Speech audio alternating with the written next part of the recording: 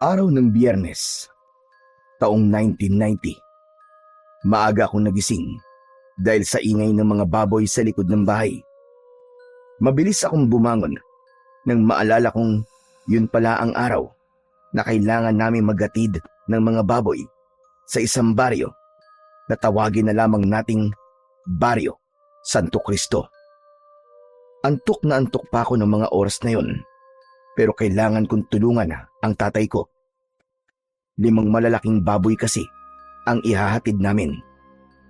Paglabas ko ng bahay, nakita ko si tatay na nililinisan na ang mga alaga namin. Naroon na rin ang truck na ginagamit namin sa paghatid. Tay, ang aga niyo naman po yatang gumising. Oo, kailangan kasing paliguan at linisan ng mga baboy na i-deliver natin eh.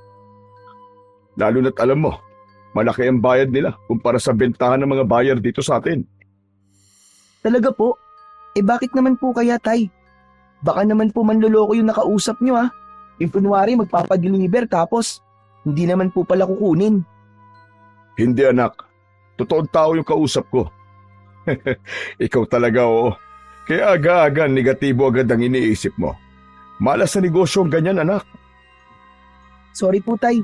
Hindi lang po kasi ako makapaniwala na may taong bibili na mas mataas pa sa presyo sa palengke.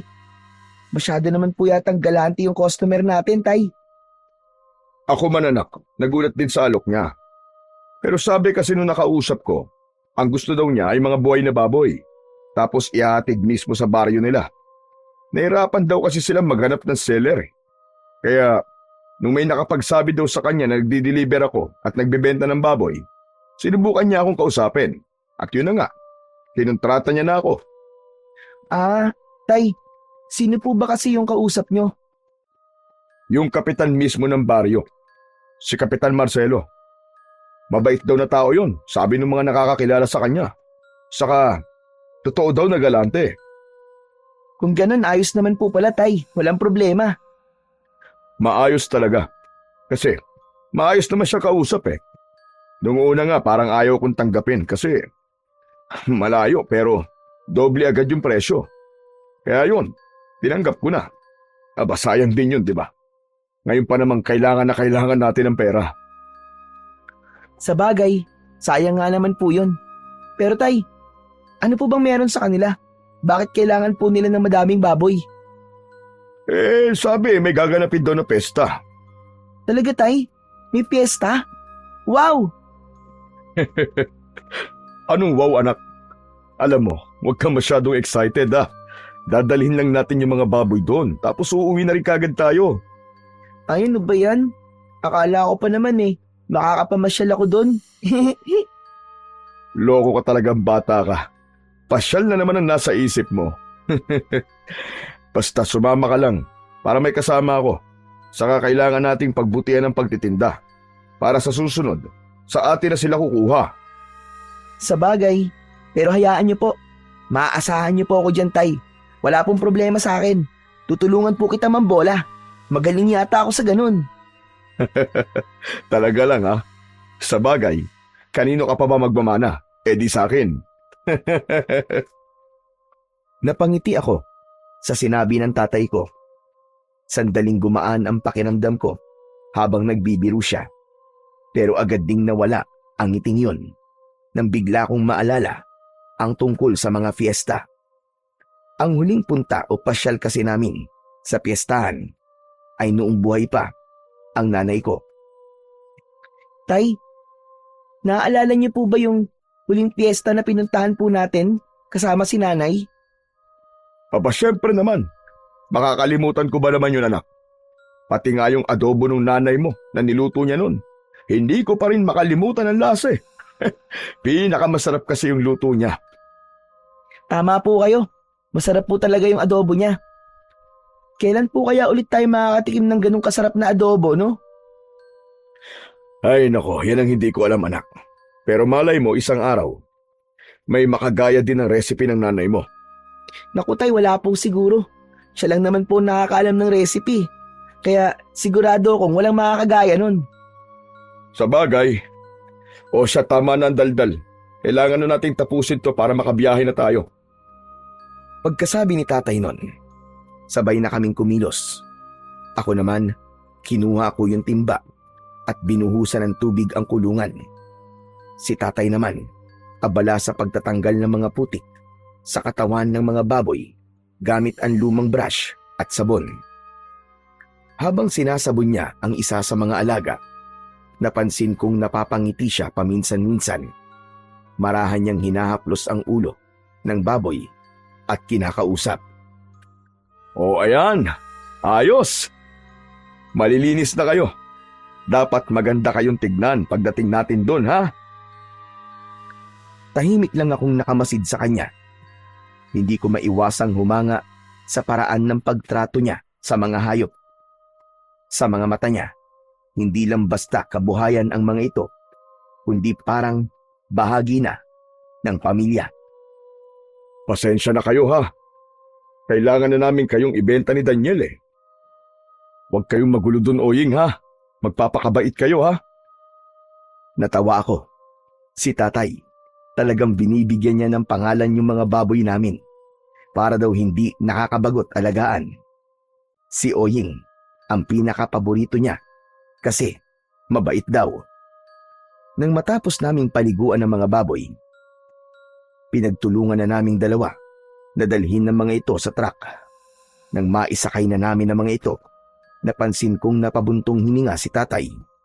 Sumandal siya sandali sa truck. Ay, nako! Abibigat nyo! Dito palang pinagpapawisan na ako, eh. Pero ayos lang. Malaki-laking pera naman ang kapalit kapag naibenta na kayo. Napakamot siya sa ulo, sabay buntong hininga. Tay, pag nakuha niyo na po yung bayad, ano pong gagawin niyo sa pera? Aba, syempre. Pambayad muna sa utang natin kay Aling Deli. Tapos, pabumuhunan ulit para sa mga susunod nating baboy. Bibili rin tayo ng bagong damit, saka masarap na pagkain.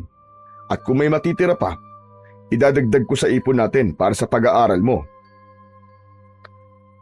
Wala na naman po matitira para sa inyo, Tay. Lahat na lang po napupunta po sa akin at sa pag-aaral ko. Naku, ayos lang yun, anak. Mas importante na makapag-aral ka. Hindi habang buhay na nandito lang tayo sa babuyan. Gusto kong makita kang magtapos. Para kahit papano, may marating kang mas maganda kaysa sa ganitong klase ng buhay. Napayuko ako at napangiti. Hindi man madalas na magpakita ng lambing si tatay. Ramdam ko sa bawat salita niya ang pagmamahal at grabing sakripisyo niya para sa akin. Pero maya-maya pa ay may bigla akong naalala. Tay, akala ko po ba bibili po kayo ng bago nating TV, yung colored po. Ay, oo nga pala, no? O sige, dahil may extra tayong kita ngayon, baka mabili na rin natin yon. Pwede na nating mapanood ng malinaw yung mga palabas sa gabi. Pero kung gusto mo, wag na muna yung bagong damit, ha? Para may dagdag budget tayo. Ayos lang po, Tay. Mas gusto ko nga po yun, eh. Para kapag may balita, hindi na po tayo nakikinig lang sa radyo. Tsaka gusto ko pong mapanood ulit si Dolphy. O sige, akong bahala doon. O sige na, anak, maghanda ka na. Punuin mo yung jug ng tubig at baka maubusan tayo sa daan. Ako naman itatali ko na tong kulungan sa truck para masigurong hindi makakalabas ang mga baboy. Baka mamaya makatakas pa. Pera na, naging bato pa. Sige po, Tay. Tumakbo ako, papasok sa bahay. Kinuha ko ang jug at pinunuyon ng malamig na tubig. Dinala ko na rin yung mga baon naming tinapay at kape sa garapon. Paglabas ko, nakita ko si tatay na inaayos na ang mga tali ng baboy at tiniyak na matibay ito. Lumapit ako sa kanya at inabutan ko siya ng tinapay. Tay, baka gutom na po kayo. Kain muna tayo bago bumiyahe. Mamaya na lang sa daan, anak. Sayang oras, baka abutan pa tayo ng tanghali sa kalsada. Mas gusto kong makarating kagad tayo bago magtanghalian. Tumango ako. Muling itinago ko ang mga tinapay. Naglakad na si tatay at umakyat sa itaas ng truck. Agad na din akong sumunod. O ano, anak, handa ka na ba? Siyempre naman po. Ako pa ba? Inistart na ng tatay ko ang makina ng truck. Umugong ito at dahan-dahan kaming lumabas ng bakuran. Bigla ako napatingin sa bahay namin. Ewan ko ba, pero may kakaibang bigat akong naramdaman sa dibdib. Parang may naririnig ako sa isip ko na nagsasabing bumalik kami at wag nang tumuloy. Parang gusto kong bumaba bigla at tumakbo pabalik ng bahay. Hindi ko alam kung bakit, pero yung pakiramdam ko ng mga oras na yun, parang yun na ang huling pagkakataon na makikita ko ang bahay namin. Sasabihin ko sana yun kay tatay, pero naduwag ako. Napatitig ako sa mukha niya. Masaya kasi siya. Halatang excited sa kikitain namin. Paglingon ko muli sa bahay, napansin ko ang isang itim na aso sa harap ng bakuran. Nakatayo lang ito roon, nakatingin sa amin. Kakaiba ang itsura niya. Hindi ito mukhang karaniwang aso lang. Mas malaki at ang balahibo nito itim na itim. Mas mukha siyang asong lobo nang titigan kong mabuti. Tay, tinan niyo may aso po sa bahay oh. Biglang tumigil ang truck. Napatingin si tatay sa direksyong sinabi ko. Ha? Anong aso? Nasaan? Ayun po oh. Wala naman akong nakikita, Daniela. Ano bang aso yung sinasabi mo? Wala naman tayong alagang aso, di ba? Opo, wala nga po. Kaya nga po nagtataka ako kung bakit may aso eh. Ayun po oh, nakatitig po siya sa atin. Naglalaway po ang bibig niya tapos, ayun oh, ang pula-pula po ng mga mata niya. Parang...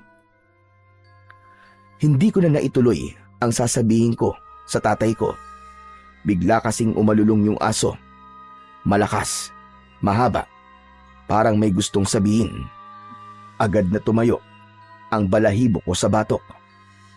Sandali nga. Mukhang namamalikmata ka o namamaligno, anak ka. Teka.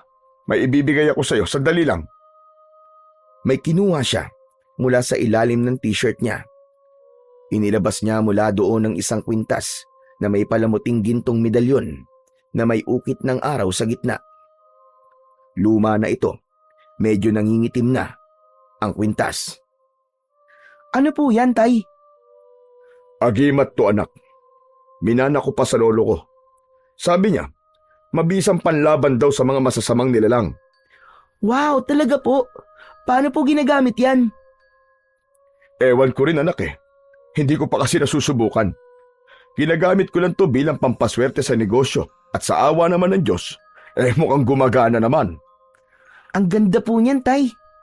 Pero bakit niyo po binibigay sa akin? Para hindi ka na matakot. Para hindi mo na makita kung ano man yung mga nakikita mong kakaiba. O heto, isuot mo na para may proteksyon ka. Dahan-dahan niyang isinabit sa leeg ko ang medalyon. Nang dumampi ito sa balat ko, para akong nakuryente ng bagya. Napapikit ako sandali. Pagbulat ko, tumingin ako ulit sa direksyon ng aso. Ngunit wala na ito. Tay, biglang nawala yung aso. Ayos yan, sabi ko naman sa iyo eh. O siya, tara na at baka abutin pa tayo ng tanghali. Umusad muli ang truck. Habang tumatakbo kami sa kalsada, hindi ko maiwasang lumingon-lingon sa paligid.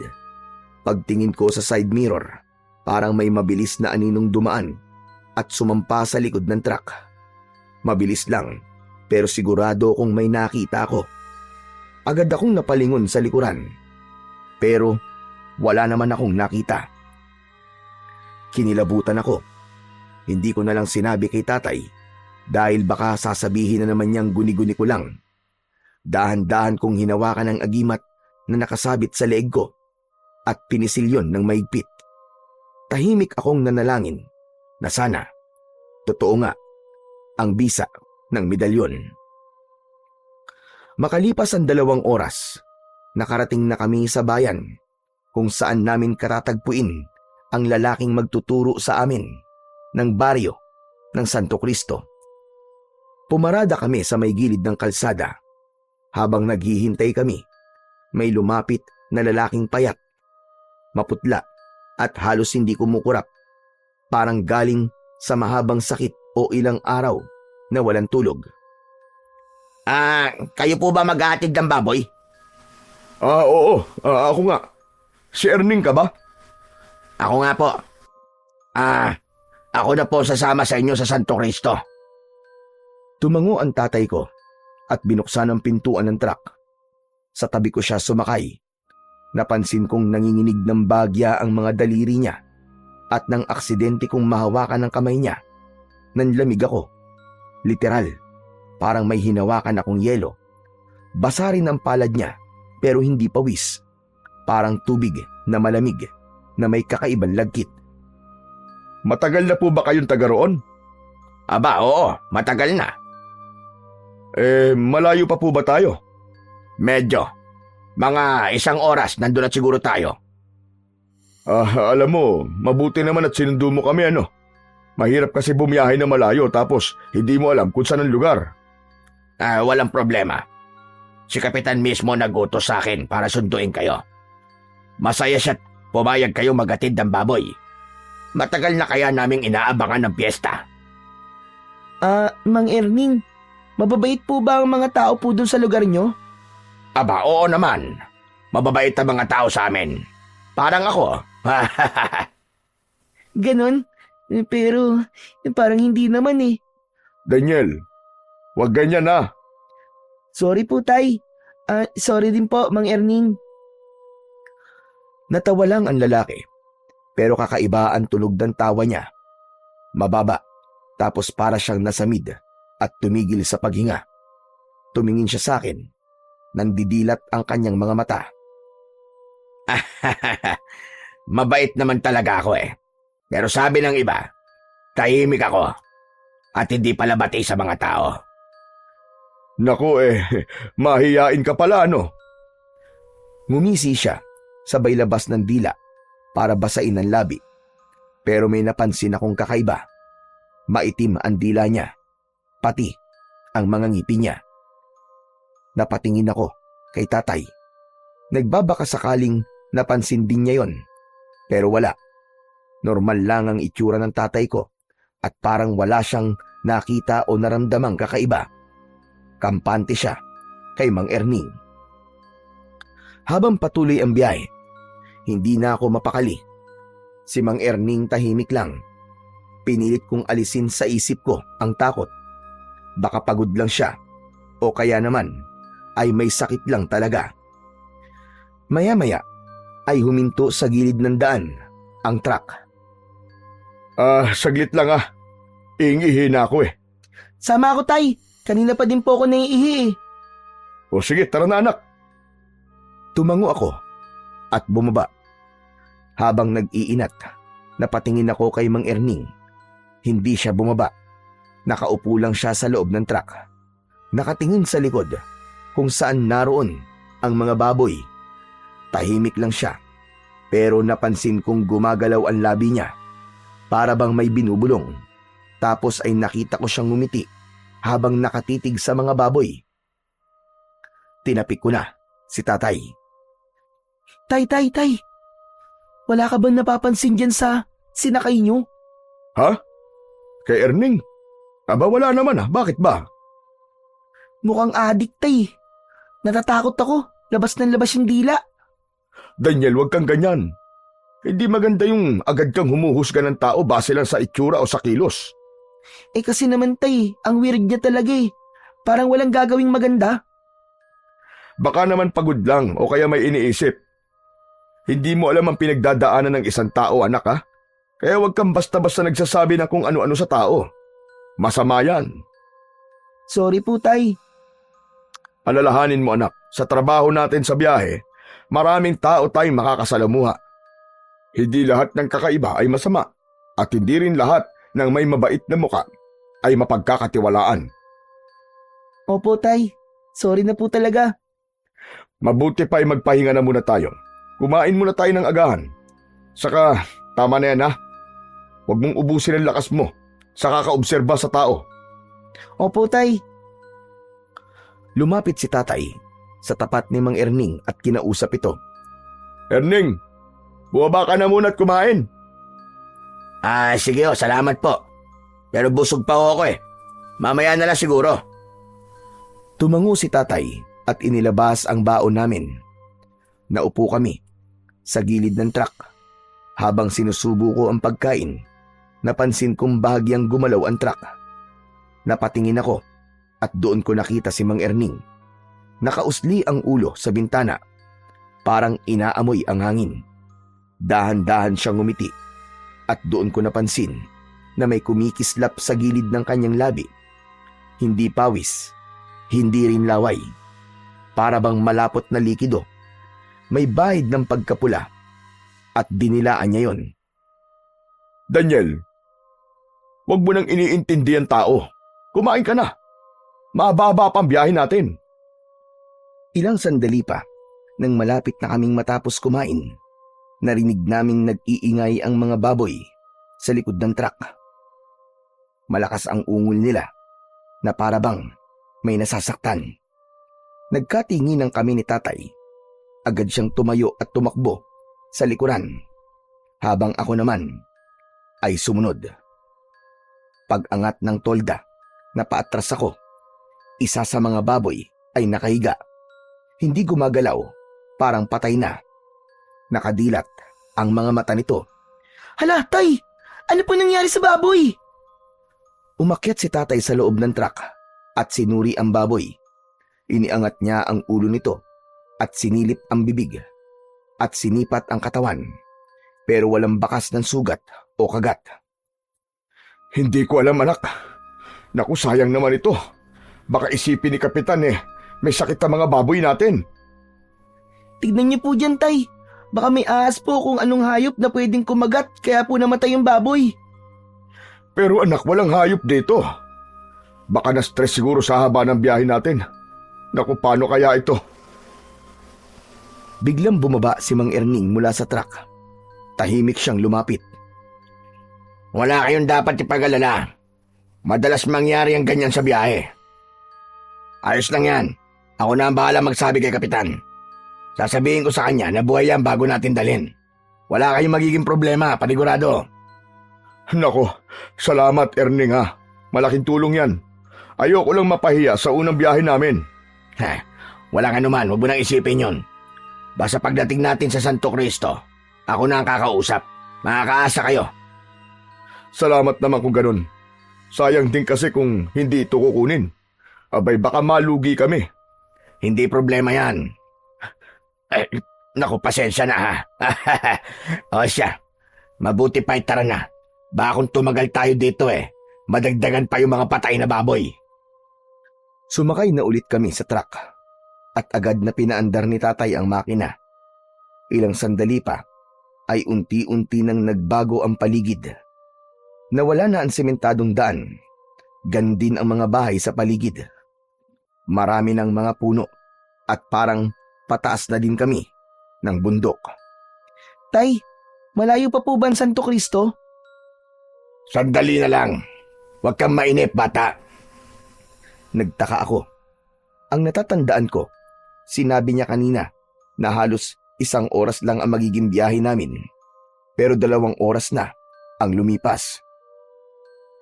Nagpatuloy kami sa biyahe, pero biglang pumreno ang sasakyan nang biglang may sumulpot na matandang lalaki sa daan. Muntik na siyang masagasaan, pero napaupo ito sa lupa. Agad na bumaba si tatay para tignan ang kalagayan niya. Naiwan kami ni Erning sa loob ng sasakyan. Naku, pasensya na po kayo. Okay lang ho ba kayo? Ay, walang problema. Ayos lang naman ako. Tumayo ang matanda at pinagpag ang kanyang damit. Saan ba kasi kayo pupunta? Bihira na mga sasakyang makarating sa lugar na ito Maghahatid lang po kami ng baboy sa Santo Cristo. Ano kamo? Santo Cristo? Bakit naman kayo maghahatid ng baboy doon? Matagal nang abandonado ang baryo na yon. Apo? Aba, imposible naman po yun. Kausap ko po yung kapitan nila at sa katunayan nga ho, may kasama ho akong taga ron. Yun po, si Erning. Nanlaki ang mga mata ng matanda. Nang sulya pa nito si Erning na nasa loob ng truck. Napansin kong Ilang beses itong napalunok ng kanyang laway. Nanginig din bigla ang kanyang mga kamay habang dahan-dahang itinuro si Mang Erning. Wag na. Huwag kayo tumuloy. Sigurado kung wala ng tao sa baryo na yon at kung meron man, mga impostor sila. Hindi sila mga taga-baryo Santo Cristo. Bumalik na kayo kung saan man kayo nanggaling. Maniwala ka sa akin. Sigurado ho bang ayos lang kayo? Baka nabagok po kayo o nasaktan, ha? Sinabi ko na ayos lang ako. Pero ikaw, makinig ka sa akin. Biglang hinawakan ng matandang lalaki ang braso ni tatay at tinignan sa mata. Makinig ka mabuti. Yan kasama nyo. Hindi siya tao. Hindi siya tao! Sa sobrang lakas ng sigaw niya, napaiktad ako. Agad akong napalingon sa katabi kong si Mang Erning. Tahimik lang ito. Nakatingin ito sa matandang lalaki. Ilang sandali pa, bigla siyang napakamot sa ulo, sabay iling. Naku wag na po nating pag-aksaya ng oras sa matandang yan. Kilala ko yan Siya si Maguse. Wala yan sa sarili niyang katinuan. Tara na po. Ganun ba? Oo, matagal na yan baliw Lagi nag-aabang ng mga dumadaan. Tapos, tinatakot ang mga tao. Huwag niyo na hong pakinggan. Sayang lang ang oras niyo. Nakita yung inis at galit sa muka ng matanda nang marinig ang mga sinabing yun ng payat na lalaki. Sino baliw ang sinasabi mo? Sino tinatawag mo baliw? Ay nako, ang hirap talagang kausap ng matanda na to. Ikaw ang mahirap kausap, Erning. Magbago ka na. Magbalik loob ka na sa Panginoon. Tigilan mo na itong ginagawa mong ito. Teka, kilala ka po niya? Abay malamang, taga Santo Cristo din yan Biglang lumapit ang matandang lalaki sa may bintana ng sasakyan at tinitigan ako. Iho, makinig ka sa akin. Hindi mga tao ang pupuntahan nyo sa Santo Cristo. Pugad yun ng mga demonyo. Mga demonyo ang nakatira doon. Tama na ho kayo, Lolose. Puro kasinungalingan na lang ang lumalabas sa bibig nyo Paulit-ulit kayo lang sinasabi yan sa lahat ng dumaraan dito. Hindi ako nagsisinungaling. Ikaw nga itong... Ikaw itong matagal lang hindi dapat na nandito. Napalunok ako. Hindi ko maintindihan kung ano ang ibig sabihin ng matanda. Si tatay naman ay nakatingin lang, halatang naguguluhan na rin. Magtago ka man sa mukha ng tao. Kilala ko ang amoy mong hayop ka. Huwag mo akong pagtawanan. Ito lang ang masasabi ko. Isinusumpa kita.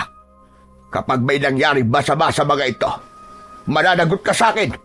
Isusumpa kita hanggang sa mabulok ang laman mo.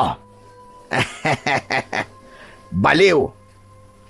Halos manginig sa galit ang matandang lalaki, habang si Mang Erning naman ay tuloy lang sa pagtawa. Parang wala lang sa kanya ang lahat. Ako man, mas lalo pang kinilabutan. Hindi ko alam kung bakit, pero may kakaiba talaga sa tawa ni Erning. Tama na po yan. Mabuti pa tumabi na ho kayo, tatang. Kailangan na po naming umalis Tsaka mag-iingat na lang po kayo sa susunod. Kayo ang mag-ingat, iho. Sinasabi ko na sa inyo, huwag na kayong tumuloy. Huwag kayong maniwala sa demonyong yan. Umuwi na kayo habang may oras pa.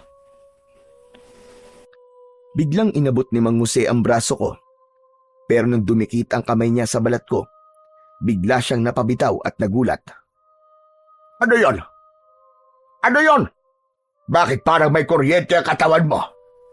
Ano ka ba? Nanlaki ang mga mata niya habang nakatingin sa akin. Hindi ako makasagot. Si tatay naman, agad niyang inilayo sa akin ang matanda. Tama na ho. Tinatakot ko na ho ang anak ko Pasensya na rin pero kailangan na rin talaga naming umalis. Sige ho, paalam na po sa inyo, tatang. Sinabihan ako ni tatay na isarado na muna ang bintana, kaya agad ko naman yung ginawa. Umakyat na din siya at pinaandar na ang sasakyan. Habang papaalis kami, narinig ko na sumisigaw pa rin yung matanda. Umuwi na kayo! Mamamatay kayo dyan sa Santo Cristo! Wala nang tao doon! Matagal nang walang tao sa baryong yon! Walang nagsalita sa amin. Si tatay nakatutok na sa daan at si Mang Erning naman tulala. Sinilip ko sa side mirror ang matanda. Nandoon pa din siya, nakatingin sa sasakyan namin. Tapos may nakita kong isang uwak na lumipad at dumapo sa balikat niya. Mang Erning, ano pong nangyari sa matandang yun? Bakit po siya nabaliw? Napatingin si Mang Erning sa akin saglit. Tapos bumuntong hininga bago sumagot. Hindi naman siya dating ganun eh. Si Mang Jose, dating antingero yon. Siya yung nilalapitan ng mga tao kapag may sakit. Pero nagbago ang lahat nang mamatay ang pamilya niya. Namatayan siya? Anong kinamatay? Nasunog. Wala ni isa sa asawa at mga anak niyang nakaligtas. Simula nun, nakikita na siyang palagi nagsasalitang mag-isa. Hindi na din siya makausap ng matino. Nako, kawawa naman pala yung tao. Siguro hindi kinaya ng isip niya yung nangyari. Hindi talaga.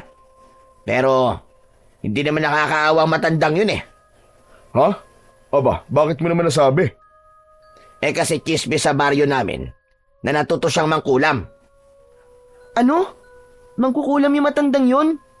Hindi ko rin alam kung totoo. Sabi-sabi lang naman kasi yun sa amin. Kasi may mga nagsasabi na mula nang masunog ang bahay niya, tumuloy siya sa isang maliit at lumang kubo sa may likod na sementeryo.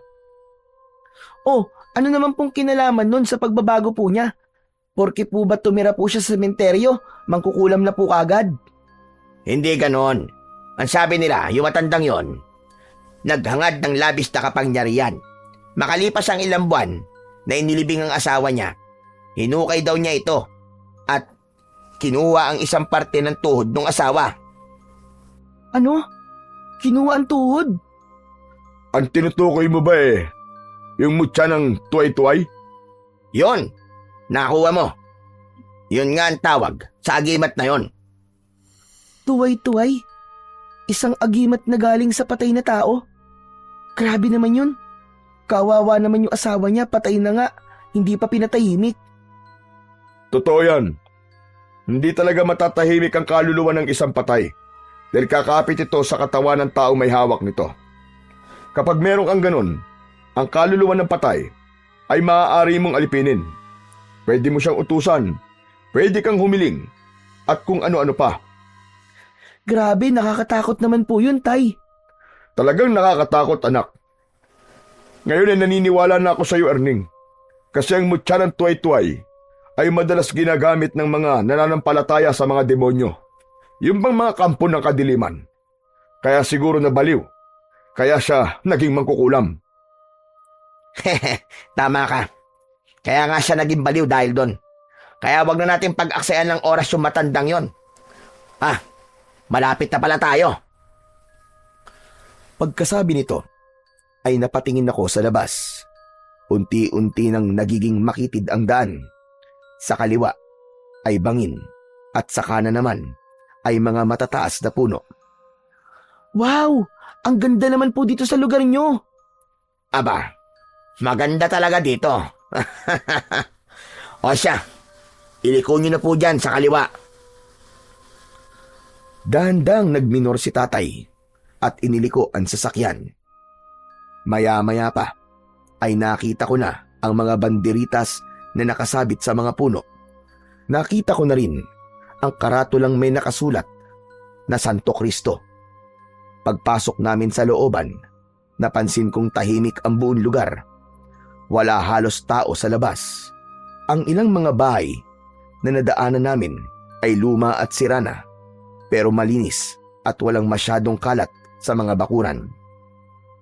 Tumingin ako sa kanan at nakita ko ang isang matandang babae na nakaupo sa bangko sa tapat ng isang bahay. Hindi siya gumagalaw, parang nakatitig lang sa amin habang dumadaan. Nang magtagpo ang aming mga mata, mabilis akong umiwas ng tingin. Pagkaraan ng ilang sandali, nagsalita si Mang Erning. Oh, ayan na. Ayan na yung bahay ni Kapitan. Hinto mo sa tabi. Pumarada ka na lang dyan. Agad na itinabi ni tatay ang sasakyan. Pagkahinto, bumaba siya kagad. Sumunod ako, pati na si Mang Erning. Napansin kong may ilang lalaki sa harap ng bahay. Nakaupo sa mahabang bangko habang nagkwekwentuhan. Pagkakita nila sa amin, agad silang tumayo at ngumiti. Isa sa kanila ang nangunang sumalubong sa amin. Nako, maraming salamat naman at narito na kayo. Magandang umaga, Kapitan. Ano? Kumusta naging biyahe ninyo? Ayos lang naman po. Pero malayo po pala ito sa inyo, no? Konti lang naman, pero hayaan mo. Dadagdagan ko ang bayad sa pag-deliver mo. Naku, wag na ho. Ayos lang, Kap. Hindi naman ako nagpapadagdag eh. Sobra-sobra na po yung ibabayad nyo sa mga baboy namin. Ayos lang yun. Walang problema sa akin. Nagkamay sila. Kita ko sa mukha ng kapitan na natuwa siya sa muling pagkikita nila ng tatay ko. Tama-tama lang ang dating nyo. Mamayang gabi, may ihahanda na ang mga yan para sa bispiras ng pista. Ano? Para sa bispiras lang? Akala ko kasi ihahanda nyo yan sa mismong araw ng pista. Naku, hindi. Para lang yan sa bispiras. Sa mismong pista, ibang ihahanda namin. Mas masarap, mas espesyal. Nakakatuwa naman pala dito sa inyo, ano? Dinaig pa ang baryo namin sa paghahanda. Mukhang malaking selebrasyon to, ah. Alam mo kasi, ang pista ang pinakahihintay na okasyon ng mga taga rito. Lahat ng tao dito, sama-sama kami naghahanda at sama-sama ding nagdiriwang dito sa bahay ko. Aba, ayos po pala ang samahan nyo dito. Oo naman. Dito kahit mahirap ang buhay, basta pista, walang iwanan. Lahat may ambag, lahat may handa. Para kahit ilang araw lang, nakapagsaya kami ng sama-sama at makalimutan namin ang mga problema sa buhay. Nagpatuloy sa pag-uusap sila tatay at Kapitan Marcelo tungkol sa paghahanda sa pista, habang ako naman ay tahimik lamang na nakikinig. Samantala, napatingin ako sa paligid.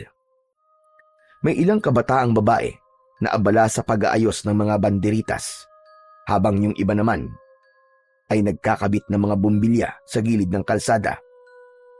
Kahit medyo luma at sira-sira ang mga bahay, tila binubuhay nila ang paligid para sa nalalapit na pista. Pero may napansin ako, yung mga banderitas, kulay pula at dilaw lang. Hindi ako nakatiis. Nagtanong na ako sa kapitan. Kap! Napansin ko lang po, bakit po puro dilaw at pula lang po ang mga banderitas nyo? Wala po bang ibang kulay? Yan ba? Tradisyon na kasi yan dito sa amin, iyo. Ang pula, simbolo yan ng dugo, ng sakripisyo. Paalala ng paghihirap at pagsubok na pinagdaanan ng Santo Cristo. Yung dilaw naman, para sa liwanag, tanda ng pag-asa at biyaya na binibigay niya sa amin taon-taon. Tumangulang ako matapos niyang sagutin ang aking tanong. Samantala, ay ibinaling na ng kapitan ang kanyang pansin sa mga kasama niyang lalaki. Nako, napapasarap tayo na kwentuhan dito, ah. Sandali lang, ah, at ipapaayos ko lang yung mga baboy. Nando, Pedro, kunin niyo na ang mga baboy at ipakatay na. Agad na sumunod ang mga lalaki sa utos ng kapitan. Lumapit sila sa truck at binuksan ang trapal. Natuwa si kapitan nang makita ang malulusog at matatabang baboy. Ang gaganda pala ng mga baboy niyo, ah. At ang lilinis pa. Mukhang inalagaan ng maayos. Ngumiti si tatay, pero napansin kong biglang natigilan si kapitan nang mapansin niya ang patay na baboy. Oh, sandali lang. Bakit may patay na isa? Ano nangyari rito? Medyo natigilan si tatay, pero bago pa siya makasagot, sumingit si Erning. Kap, namatayan sa init habang nasa biyahe. Buhay pa yan nung sinundo nila ako sa bayan eh. Tahimik lang si kapitan. Tinignan niya yung patay na baboy. Parang nag-iisip kung ano ang dapat na gawin. Maya-maya lang ay tumango siya. O sige na. Ibaba nyo na rin yan. Sayang. Pero ililibing na lang natin mamaya sa likod. Ha? Ililibing? Pero malusog po ang baboy na yan. Pwede pa po yung katayin, sayang naman. Walang problema, Mando. Huwag ka mag-alala.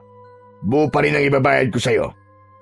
Pero, Huwag na natin pag-usapan yan, Mando. Mabuti pa, ay tumuloy na kayo sa amin. Kumain muna kayo bago bumiyahe paalis. Maraming pagkain sa likod. Tara na. hindi ho ba nakakahiya? Tay, huwag ka na pumahiya. Gutom na po ako eh.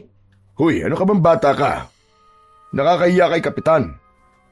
Nako, huwag na kayong mahiya sa akin.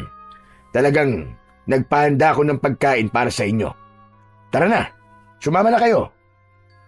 Sumama na kami, papunta sa likod ng bahay. Malaki ang bahay ni kapitan at may maluwag na bakuran. Pero tulad sa iba, luma na din ito at may ilang mga sira na. Gawa ito sa kalahating semento at kalahating kahoy. Pagdating namin sa likod, nakita kong madami palang tao doon. Abala sila sa pagluluto. Ang daming pagkain na nakahanda at ihahanda pa lang. O sige na. Upo na kayo. At ipapahanda ko na ang pagkain nyo.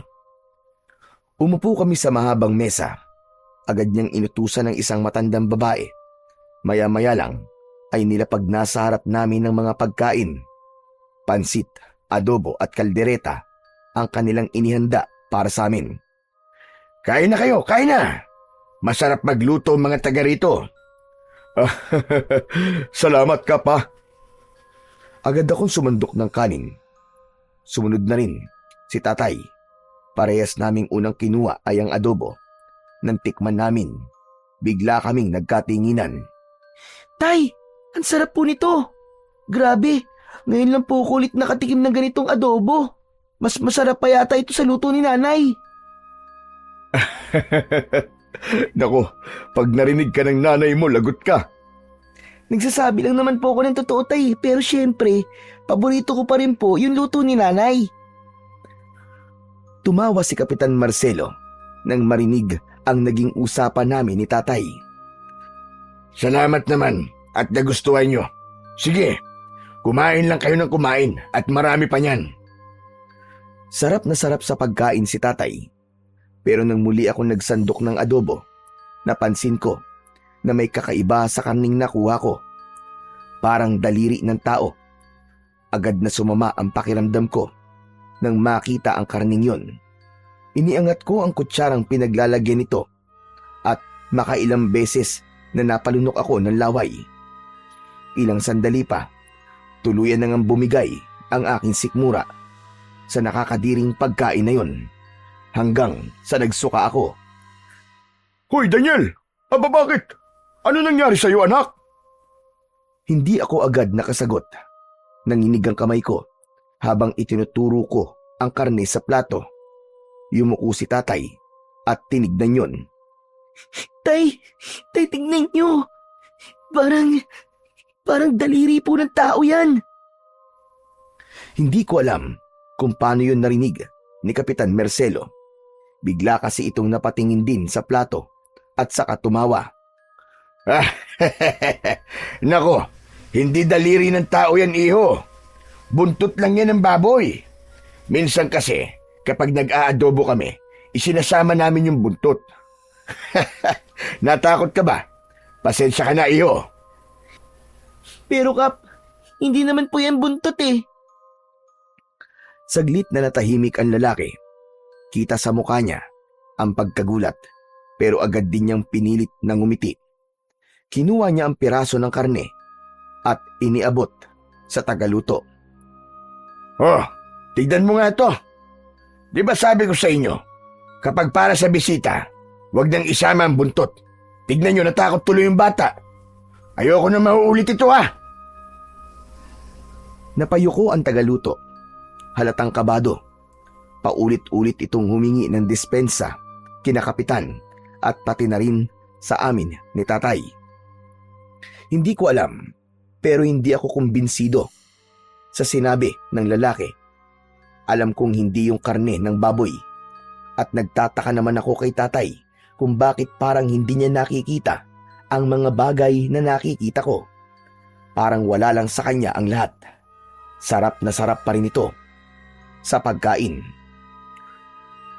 Samantala, lumayo na si Kapitan Marcelo at nilapitan ang mga kasama niyang abala sa paghahanda. Hinarap ko si tatay sa pagkakataong yun. Tay, tama na po yan, tay. Halika na po. Umuwi na po tayo. Anak, sandali lang.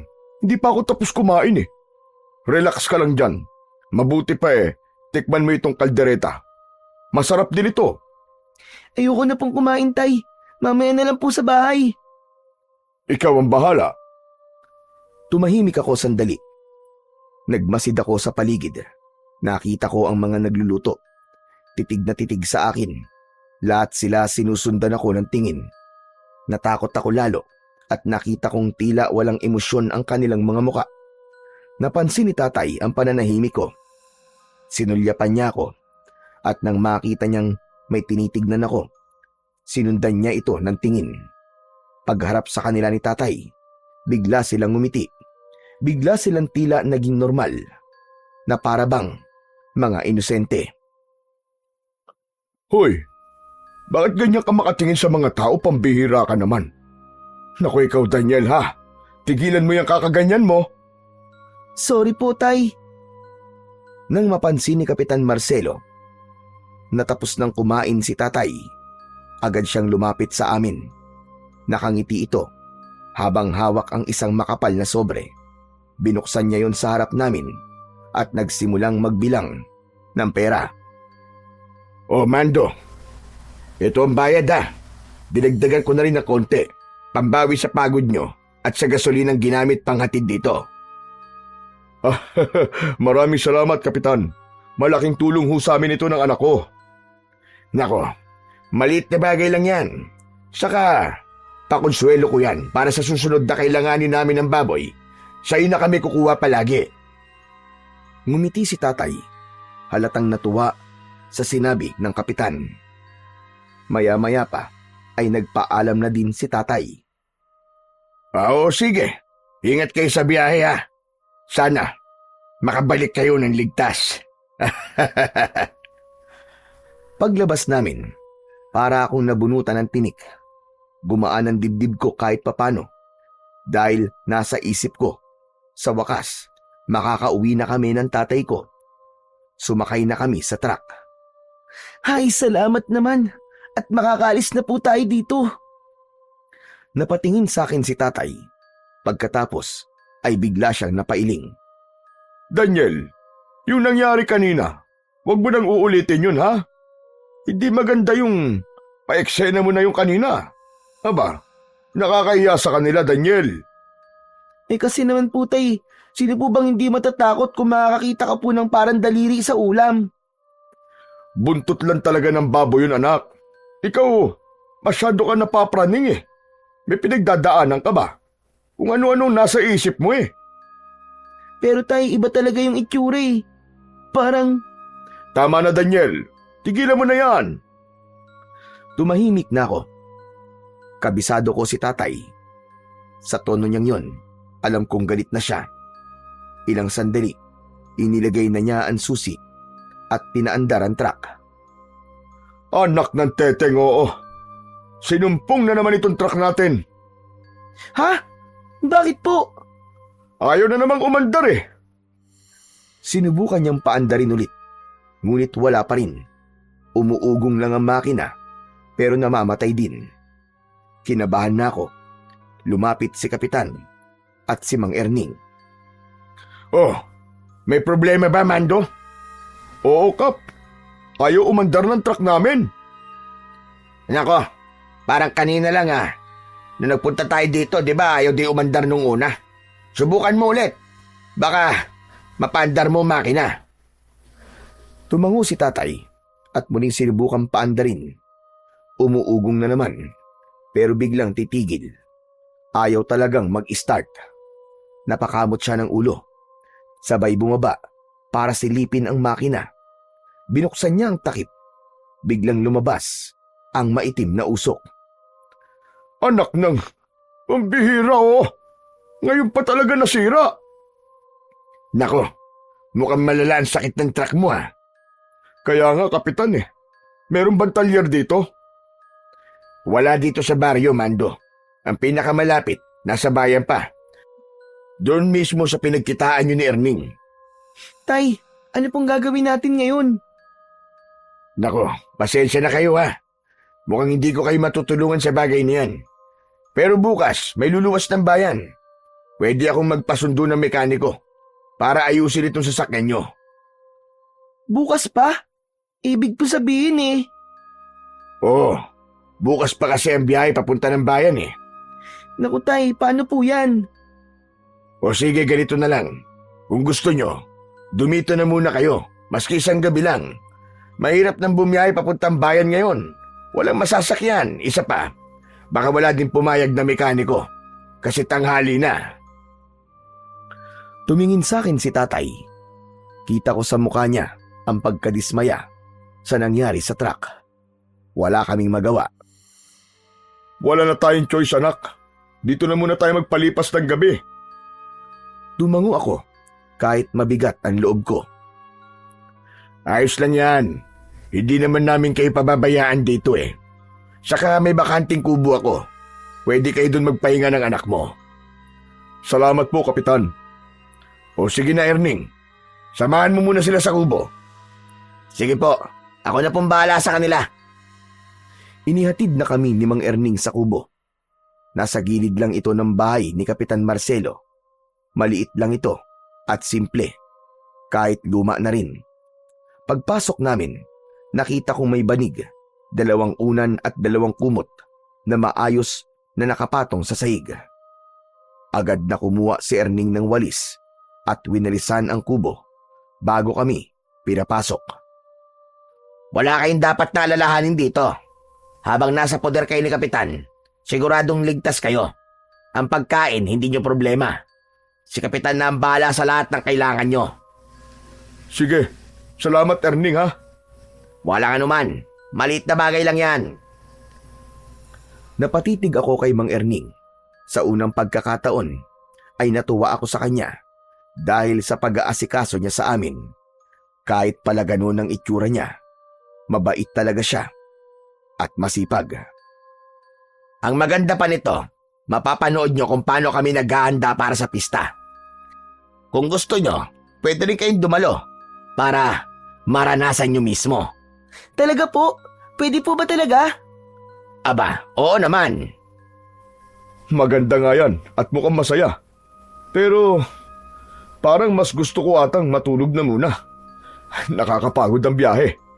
Nako, mabuti pa nga po. O sige magpahinga na muna kayo. Punta lang ako saglit doon para tumulong. O sige Erning, salamat ulit Lumabas na si Erning. Naiwan kami ni tatay sa loob ng kubo. Humiga na kami sa banig. Ilang sandali lang, narinig ko nang humihilik si tatay. Maya-maya pa, naramdaman ko na ang antok. Ipinikit ko ang aking mga mata. Ilang oras ang nakaraan, bigla akong nagising sa tunog ng tambol. Malakas ang tunog, may tono at may ritmo. Masarap yun sa tenga. Napansin kong may nakasindi na lampara at nakasabit ito sa may bintana. Gabi na pala. Tinignan ko ang aking relo at napakunot ang noo ko nang malamang halos 3 oras na din pala kaming natutulog ni tatay. Sinulyapan ko siya. Masarap pa din ang tulog niya. Dahan-dahan akong bumangon. Hindi ko na siya ginising dahil baka napagod talaga siya. sa pagdadrive. Muli kong narinig ang malakas na tunog ng tambol. Na-curious ako kung ano ang nangyayari. Kaya naman, dahan-dahan kong binuksan ang pintuan tapos ay lumabas ako ng kubo. Medyo madilim ang paligid. Pero may nakita akong apoy sa gitna ng mga tao. Lumapit ako ron at nakita ko si Mang Erning na nakatayo sa isang tabi. Nilapitan ko siya. Tumabi ako sa kanya. Maya-maya pa ay pumagitna ang mga babae na may suot na maninipis na pulang tela. Ang kanilang mga ulo ay puno ng palamuti at alahas. Ang mga noo nila ay may guhit na 3 linya. Umiikot sila sa apoy. Sumasabay sa tunog ng tambol ang kanilang paggiling. Ano pong ginagawa nila? Hindi ko maintindihan kung ano ang ginagawa nila, kaya napatanong na ako sa aking katabi. Pero hindi siya sumagot. Bigla akong napatingin sa kanya at doon ko nakitang nakatitig siya sa mga babaeng sumasayaw. Walang emosyon ng kanyang muka, kahit hindi ko alam kung natutuwa ba siya o nagagalit. Ang sabi ko po, ano pong ginagawa nila? Bakit po sila sumasayaw? Huwag ka maingay. Nagdarasal sila. Nagdarasal? Kailan pa naging sayaw ang pagdarasal? Hindi siya sumagot. Nang tumingin ako sa kanya, napansin kong pinanonood na naman niya ang mga sumasayaw. Maya-maya pa ay nagsalita na ang mga babae. Totoo nga, nagdarasal sila, pero hindi ko maintindihan kung ano ang sinasabi nila. Ibang lengguwahe kasi ang gamit. Ilang sandali pa, may lumapit na 3 lalaki kay Erning. May ibinulong sila dito. Umalis sila. Naiwan ako sa bulwagan. Nanood pa ako ng konti, pero nang nainip ako, nagdesisyon na akong bumalik sa kubo. Naglakad na ako pabalik ng kubo. Samantala, naabutan ko pa si tatay sa loob. Nilapitan ko siya at niyugyog. Tay, gising na po kayo. Umungol lang siya, pero hindi dumilat. Sinubukan kong muli siyang yugyugin ng mas malakas, pero wala pa rin.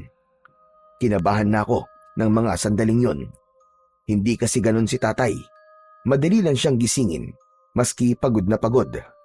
Tay, ayos lang po ba kayo? Tay!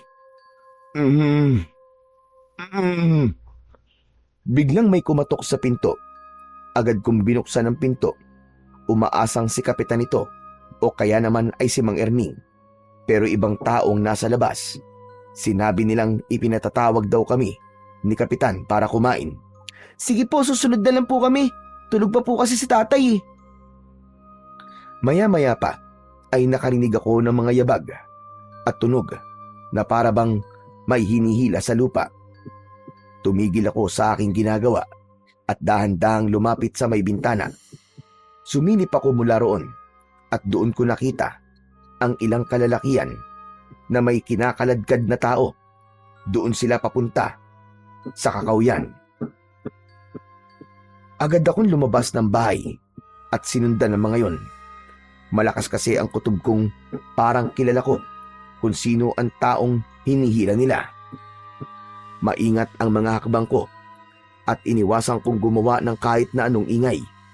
Nagtago din ako sa mga puno para hindi ako makita.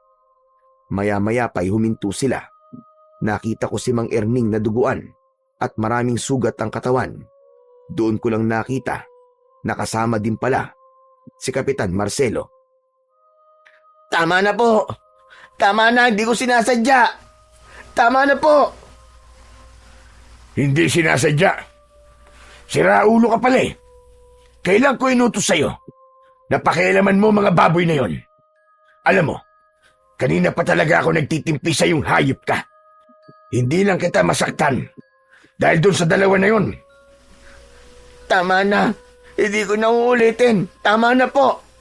Huwag niyo na po akong saktan, Kapitan. Parang awa niyo na. Alam mo ang batas ko, Erning.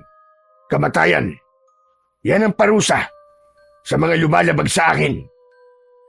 Nauhaw lang naman po ko sa dugo eh. Hindi ko na napigilan eh.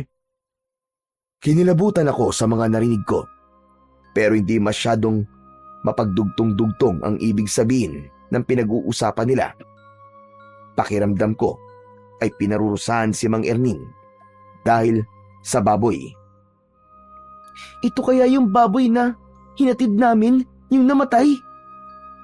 Napatanong ako sa isip ko habang pinagmamasdan sila. Hindi ko maintindihan kung bakit meron akong naririnig na nauuhaw ng dugo. Tapos ay galit na galit pa ang kapitan. Kulang na lang ay patayin nila sa bugbog si Mang Erning. Ilang sandali pa, biglang sinapak ni kapitan ang mukha niya. Halos tumilapon ang katawan ni Mang Erning sa lakas ng suntok. Wala kang galang. Alam mong gagamitin natin ang mga baboy sa ritual. Sagrado ang dugo nila. Hindi mo pwedeng pakialaman ng ganun-ganun na lang. Patawad na po. Hindi ko talaga sinasadya. Tama na, Kapitan. Tama na. Ngunit hindi tumigil ang kapitan at ang mga kasama nito. Binugbog nila si Erning. Malalakas ang naging sigaw ni Erning. Ramdam na ramdam niya ang sakit. Bigla akong natakot. Gusto ko nang tumakbo pabalik sa kubo para gisingin si tatay. Pero hindi ko nagawa. Delikado. Baka mapansin nila ako. Patuloy ako nanonood sa pagpapahirap na yon. Pero ilang sandali pa, biglang nagbago ang anyo niya. Nagkaroon ito ng malalapad na pakpak sa likod niya. Nanlaki ang mga mata ko sa aking nakita. Hindi. Totoo ang sinabi ng matandang lalaki. Hindi tao si Erning. Diyos ko. Diyos ko po. Tinakpan ko ang bibig ko. Nanginig ang aking katawan dahil sa labis na takot. Sinubukan niyang lumipad pero bigla ding nagbago ang katawan ni kapitan. Lumaki ang katawan nito. Nagkaroon siya ng sungay sa ulo. Maitim na maitim ang kanyang balat at meron siyang matatalas na mga pangil. Hindi na ako makahinga. Naalala ko bigla ang sinabi ng matandang lalaki. Iho, makinig ka sa akin. Hindi mga tao ang pupuntahan nyo sa Santo Cristo. Pugad yun ng mga demonyo. Paulit-ulit kong narinig yun habang nakikita kong unti-unti na rin nagbabago ang anyo ng mga kasama ni kapitan. Huwag niyong gagayahin ang pesteng yan. Kung hindi, ganyan din ang sasapitin niyo. Tumango silang lahat at nangako na hindi sila magiging taksil sa kapitan. Gusto tayo sa kanya. Mabuti pa iandaan niyo na ang mga baboy para sa ritual. Tapos, ay kunin na din ang mga bisita. Dalhin sila sa gitna ng bulwagan. Agad na sumunod ang ibang kasama nila. Tumalikod na at naglakad pauwi. Samantala, isang aswang ang biglang napalingon sa direksyon kung nasaan ako. Parang naramdaman niya ang aking presensya. Mabilis ako nagtago. Pinigilan ko ang paghinga ko. Mabuti na lang at hindi siya lumapit. Nagpatuloy na sila sa paglalakad. Hindi ko alam kung gaano ako katagal na nagtago doon. Pero nang may masmasan ako, bigla kong naalala si tatay. Tumakbo na akong pabalik. Pagpasok ko sa kubo, wala na doon si tatay. Parang bigla akong nanghina dahil sa labis na pag-aalala. Tay, nasan ka? Nasan ka, Tay? Lumapit ako sa bintana at pinagmasdan ang paligid sa labas. Pero hindi ko siya nakita. Pero may nakita akong isang tao na nagtatago sa likod ng isang puno. Pinagmasdan ko siya at kinilala. Nagulat ako nang mapagtanto kong si Mang Husion, ang matanda. Nakita niyang tinitignan ko siya. Agad siyang sumenyas sa akin at lumapit. Kaya naman, mabilis akong lumabas ng kubo. Bilisan mo, habang wala pa sila. Kailangan natin makatakas dito. Po, makatakas? Itatakas niyo po ako? Oo, kaya bilisan mo. Tara na. Hindi po pwede. Nawawala po ang tatay ko. Kailangan ko po siyang hanapin. Kailangan ko po siguraduhin na ligtas siya. Sarili mo muna ang isipin mo ngayon, bata. Malalakas sa mga aswag dito. Tara na, bago pa mahuli ang lahat. Salamat po. Pero hindi ko po pwedeng iwan dito ang tatay ko. Hindi ko po kaya. Matigas talaga ang ulo nyo. Alam mo bang sinundan ko pa kayo rito para lamang mailigtas? Pero heto ka, ayaw mo sumama.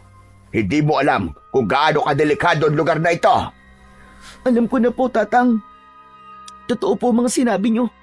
Mga kampon po ng demonyo ang mga nakatira dito. Kaya nga sumama ka na sa akin. Iligtas mo ang iyong sarili. Hindi po. Hindi ko po pwedeng iwan si tatay dito, Tatang. Gusto mo din bang mamatay kagaya niya? Ano?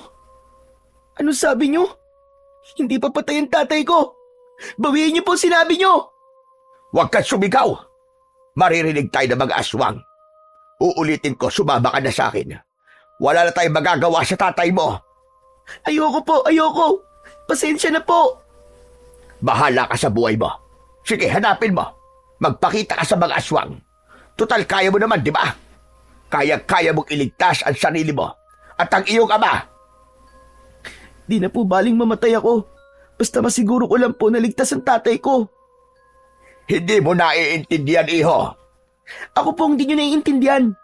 Hindi po ako aalis dito nang hindi ko po kasama ang tatay ko. Hanggat may kaya po akong gawin, gagawin ko. Hindi niyo po siguro alam kung ano ang pakiramdam na nag-aalala sa mga mahal sa buhay. Kasi kayo, wala kayong nagawa nun nang masunog ang pamilya nyo. Wala kayong nagawa para iligtas sila. Ang sakit na sinabi mo, bata. Pero siguro nga tama ka. Kung may magagawa ka pa, sige gawin mo. Pero ito, tandaan mo. Hindi mo alam kung gaano kasama ang mga nilalang dito. Hindi mo sila kakayanin. Alam ko po. Pero mas hindi ko po kakayanin kung wala po ang tatay ko. Ay, nako. Bahala ka na. Sana nga, makaligtas kayong dalawa ng tatay mo. Ilang sandali pa, tumalikod na siya at nagsimulang maglakad palayo. Nang makaalis na si Mang Jose, bumalik ako sa kubo. Naghanap ako ng mga gamit doon na maaaring gawin sandata. Pero wala. Kinapa ko ang medalyon. Bumulong ako ng isang panalangin na sana iligtas niya kami ng tatay ko. Buong puso kong hinalikan at hinaplos ang medalyon. Umaasa ako na tutuparin niya ang hiling ko. Hindi nagtagal, may narinig akong mga mabibigat na yabag sa labas ng kubo. Bago pa ako makapagtago, bumukas ang pinto. 5 lalaki ang pumasok. Agad nila akong hinawakan sa magkabilaan kong braso. Bitiwan niyo ako! Ano ginagawa niyo? Saan niyo ako dadalhin? Bitiwan niyo ako! Wala akong nagawa. Agad nila akong ginapos ng lubid. Sinubukan kong magpamiglas, pero mas lalo lang nilang hinigpitan ang tali. Huwag ka nang sumigaw, bata. Huwag mo nang sayangin ang lakas mo. Dahil wala naman makakarinig sa'yo dito. Kapitan? Hayop ka! Hayop ka! Demonyo ka! Tigilan mo yan. Kundi, puputulan kita ng dila. Bigla ako natahimik sa sinabi niya. Ilang saglit pa ay inutusan niya ang mga lalaki na dalhin ako sa gitna ng bakuran niya. Pagdating namin doon, sinalubong kami ng tingin ng mga tao. Dinala nila ako sa gitna at pasalampak na pinaupo sa lupa. May mga lalaking naroon din sa gitna. May hawak silang malalapad at matatalim na itak. Nangingintab sa langis ang mga katawan nito. Sumunod si Kapitan Marcelo sa gitna. Tinitigan niya ako pati na ang mga lalaki na may hawak na itak. Tapos bigla siyang ngumisi at muli niya akong hinarap. Ano, kumusta, bata? Nagugustuhan mo na ba ang aming pista? Hindi ako sumagot. Yumuko lang ako. Pero nanginginig pa rin ang mga kamay ko. Natatakot ka na ba, ha, bata? Ano bang gagawin niya sa akin? Gusto mo ba talagang malaman? Bigla siyang lumapit sa akin at bahagyang yumuko. Idinikit niya ang mukha niya sa akin. Halos magkadikit na ang mga ilong namin. Tapos dahan-dahang bumaba sa leeg ko ang kanyang muka at dahan-dahan yung inamoy. Gusto ko siyang pigilan sa ginagawa niya pero hindi ko magawa dahil nakatali ako. Nang magsawa siya, tumayo na siya ng diretso. Nakita kong muli siyang ngumisi at ang mga mata niya ay naging malikot. Napansin ko ding nagpula siya ng laway sa kanyang bibig. Totoo nga sinabi ni Erning. Mabango ang amoy ng iyong dugo. Ano? Kaya pala, hindi siya nakapagpigil. Hinawakan niya ang mukha ko at tinitigan ako sa mata. Parang gusto niyang subukin kung hanggang saan ang tapang ko. Pinakita niya sa akin ang matutulis niyang pangil. Bigla ring kumulubot at pumangit ang kanyang muka. Huwag kang mag-alala, Daniel. Hindi ko gagawin ang anumang nasa isip ko. Hindi pa ngayon ang oras. Hindi pa ngayon. Huminga siya ng malalim at umalis ng dahan-dahan. Iniwan ako sa gitna kasama ang mga lalaki. Lalong tumindi ang takot ko. Ilang sandali pa, may dumating na 4 na lalaki. Buwat nila ang isang nakataling baboy. Buhay pa ito. Umiiyak ng malakas. Pinahiga nila ito sa lamesang malapit sa apoy. Simulan na ang paghandog ng dugo sa ating puon. Napatingin ako sa mga lalaking nasa gitna. May isa sa kanila na isinausaw sa langis ang hawak niyang itak at pagkatapos ay ipinatong yun sa nagbabagang kahoy. Nang mamula ang talim nun, mabilis na itinaas yun ng lalaki at itinusok yun sa leeg ng hayop. Agad na umiyak ito ng napakalakas. Tumilamsik din ang dugo nito. Hindi! Bakit ganyan? Bakit ganyan nyo katayin si Oyeng? Ang sama nyo! Ang sama-sama nyo! Biglang umungol ang mga tao. Kita ko sa kanilang mga muka na masaya sila sa kanilang ginagawa. Wala akong nagawa kundi ang umiyak. Awang-awa ako sa baboy namin.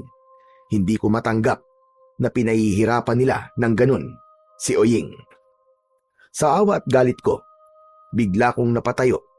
Pero agad na may 2 lalaki na pumigil sa balikat ko. Sinabi nilang wag akong kikilos kung ayaw kong matulad sa baboy. Maghintay lang daw ako at darating din ang oras ko. Ano? Anong ibig mo sabihin? Hindi siya sumagot. Tinignan ko ang paligid.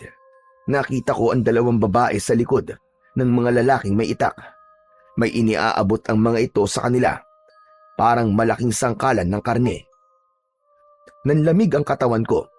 Hindi ko alam kung ano ang susunod nilang gagawin. Gusto ko nang sumigaw. Gusto ko silang murahin. Lahat ng sumpa ay gusto ko nang sabihin sa kanila. Pero hindi ko magawa dahil sa takot akong maputulan ng dila. Malakas ang paghinga ko. Siguro ay naramdaman yun ni Kapitan Marcelo hanggang sa tumingin siya sa akin. Huwag kang kabahan, Daniel. Lahat ng ito ay parte na selebrasyon. Hayaan mo, ilang sandali na lang. Magiging bahagi ka na rin ito. Bahagi? Anong ibig mo sabihin? Malalaman mo rin sa tamang oras. Huwag ka na magpaligoy-ligoy pa. Alam ko, napapatayin niyo ako. Matalino kang bata. Pero huwag ka mag-alala. Hindi mo pa naman oras. Pagkatapos sabihin yun ni Kapitan, bumaling ang tingin niya sa mga lalaking nasa gitna. Inutusan niya ang mga itong katayin na ang baboy. Tinadtad na nila si Oyeng. At nang matapos ay isa-isang lumapit ang mga tao. Binigyan sila ng tig-iisang hiwa ng karne. Hindi ko napaghandaan ang mga sumunod na nangyari. Yung mga tao kasi, kitang-kita ko kung paano nila kinain ang sariwang karne.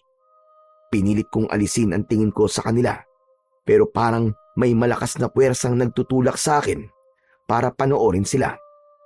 Maya-maya pa, habang nagkakasiyahan sila, nakita kong unti-unting nagbago ang anyo ng lahat.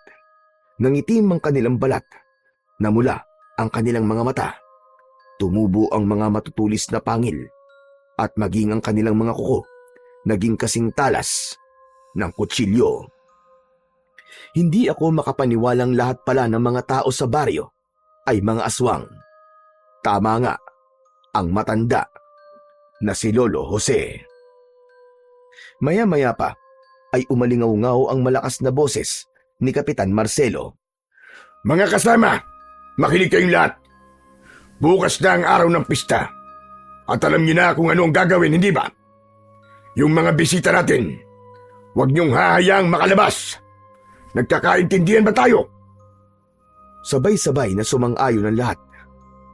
Samantala, Nang matapos ang kanilang pagtitipon, muling lumapit sa akin si Kapitan. Tumitig siya ng matagal, tapos ay ngumiti ng bahagya. Mabuti pa ay magpahinga ka na muna. Mga kasama, ihatid uli ito sa kubo. Agad akong kinaladkad ng dalawang lalaki. Hindi na ako kumontra at hindi na rin ako lumaban. Nakita kong nakasunod siya sa akin. At nang maihatid ako sa mismong kubo, agad ko siyang tinanong. Nasaan ang tatay ko? Sabihin mo, nasaan ang tatay ko? Hindi sumagot ang lalaki. Bagkus ay tinignan lang niya ako ng tahimik. Wala akong nakitang reaksyon sa kanyang muka. Saan mo siya dinala? Anong ginawa mo sa kanya? Sumagot ka! Sumagot naman kayo! Nasaan ang tatay ko?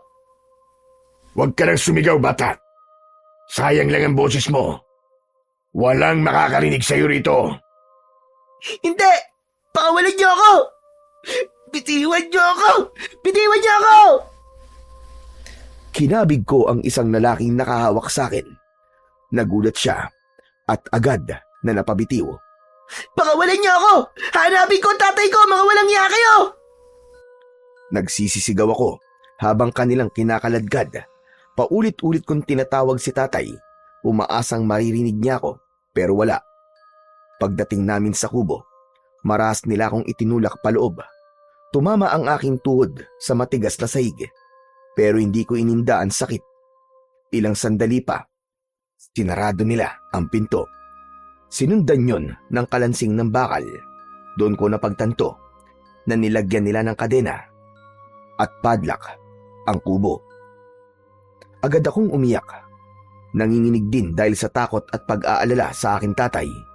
Ayokong isipin na may masamang nangyari sa kanya. Hindi pa ako handang mawala ng tatay. Pinilit kong ipikit ang aking mga mata.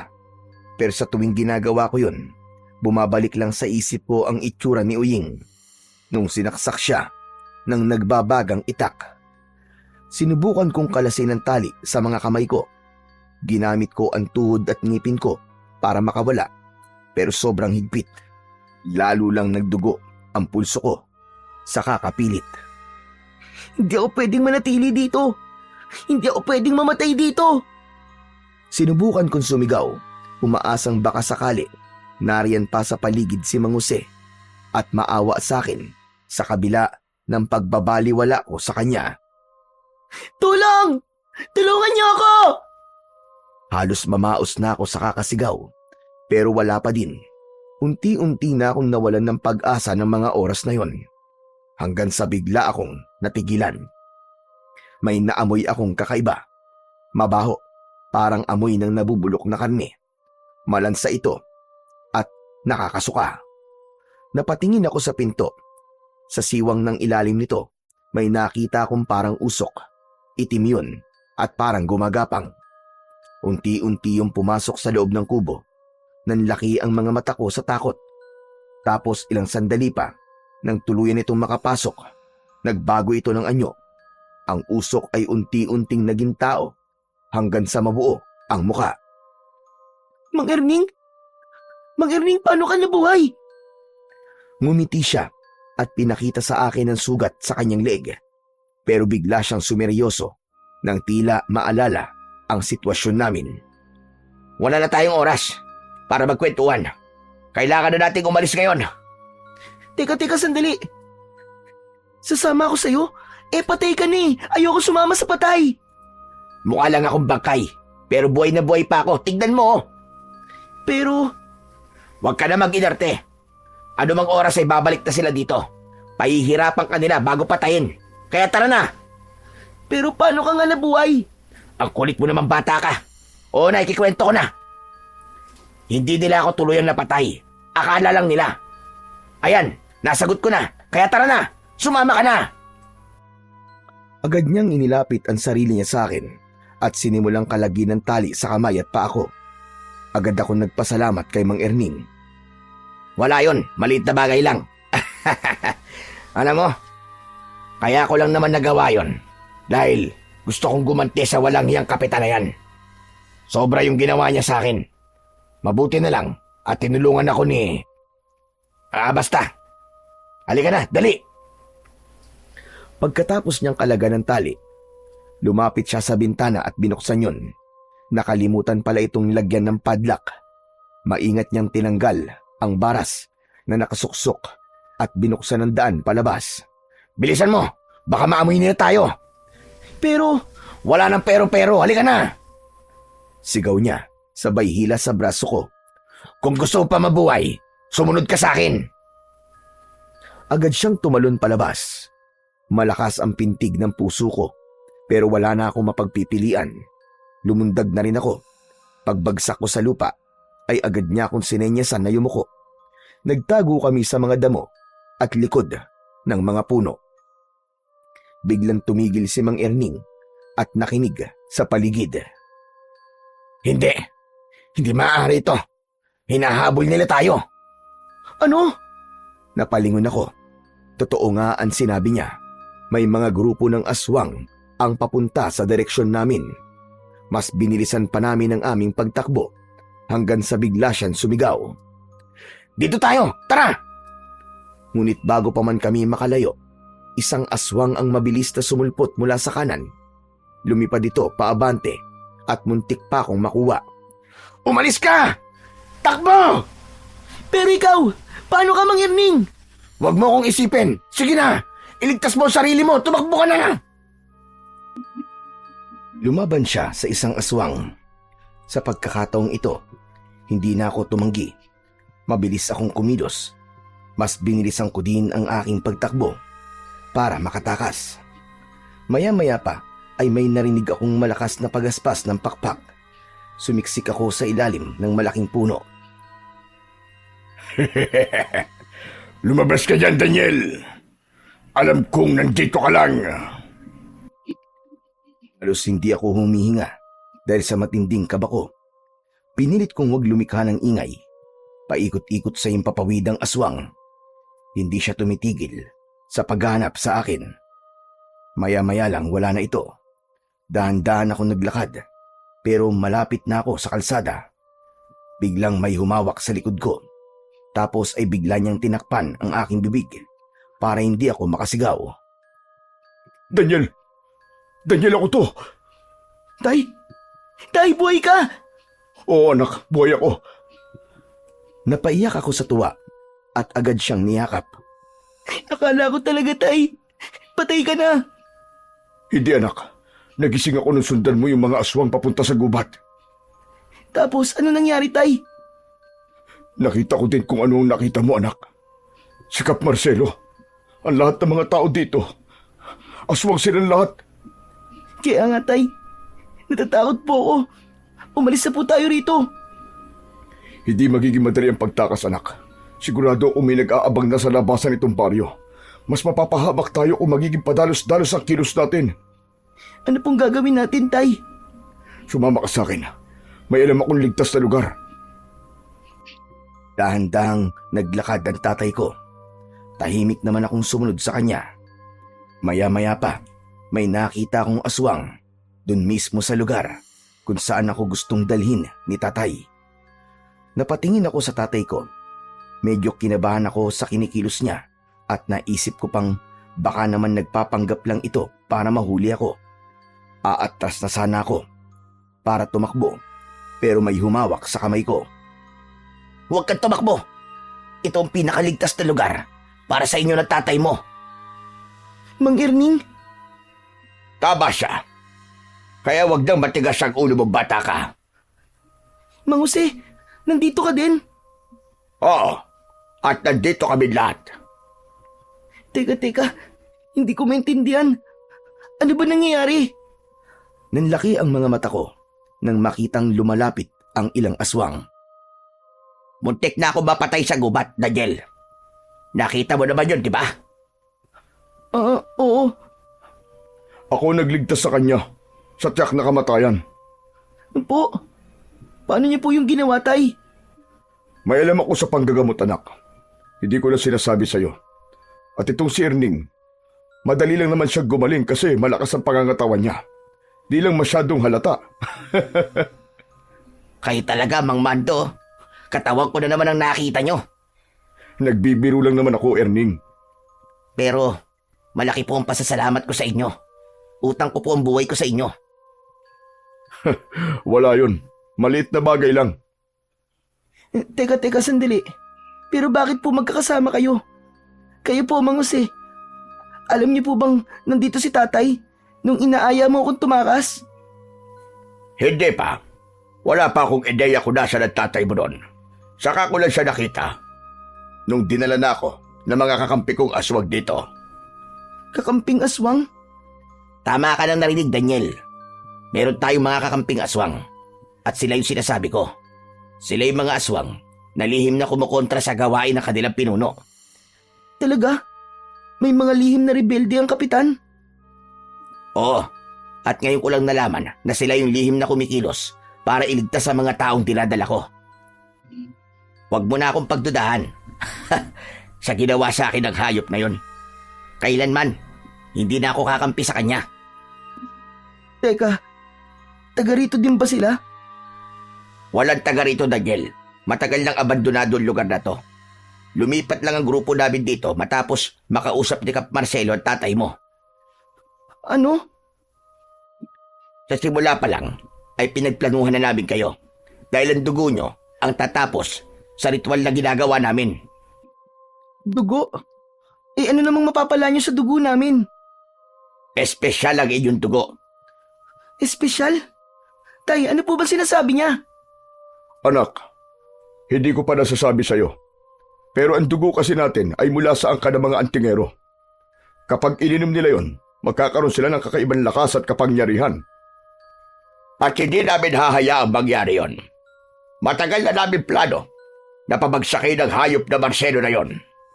Matagal na kami naghihintay ng oras. At ngayong gabi na yon.